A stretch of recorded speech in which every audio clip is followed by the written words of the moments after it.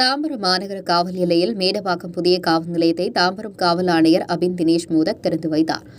சோழிங்கநல்லூர் தொகுதிக்கு உட்பட்ட பள்ளிக்கரணை காவல் நிலையத்தை நிர்வாக காரணங்களுக்காக பிரித்து மேடவாக்கம் காவல் நிலையம் உருவாக்கப்பட்டு கோவலம்பாக்கத்தில் மேடவாக்கம் காவல் நிலையத்தை தாம்பரம் காவல் ஆணையர் அபின் தினேஷ் மோதக் அவர்களால் திறந்து வைக்கப்பட்டது. உடன் கூடுதல் ஆணையர் மகேஸ்வரி, துணை ஆணையர் கௌதம் கோயல், உதவி ஆணையர் கிருஷி ஜெய்சல், உதவி ஆணையர் PRO ரியாசுதீன், மேடவாக்கம் காவல் ஆய்வாளர் முகமது பர்கத் அப்துல்லா உள்ளிட்ட அதிகாரிகள் மற்றும் கோவலம்பாக்கம் ஊராட்சி மன்ற தலைவர் கீதா மணிமாறன், துணைத் தலைவர் மணிமாறன் உள்ளிட்டோர் கலந்து கொண்டு சிறப்பித்தனர். மேலும் தற்போது தாம்பரம் மாநகர காவல் நிலையில் 22 காவல் நிலையங்கள் உள்ளது குறிப்பிடத்தக்கது. எங்கள் தவசி நியூஸ் 24 சேனலை காண தவறாதீர்கள். உங்கள் சோழிங்கநல்லூர் செய்தியாளர் ஜெயபிரனுடன் உங்கள் தவசி ரமேஷ்.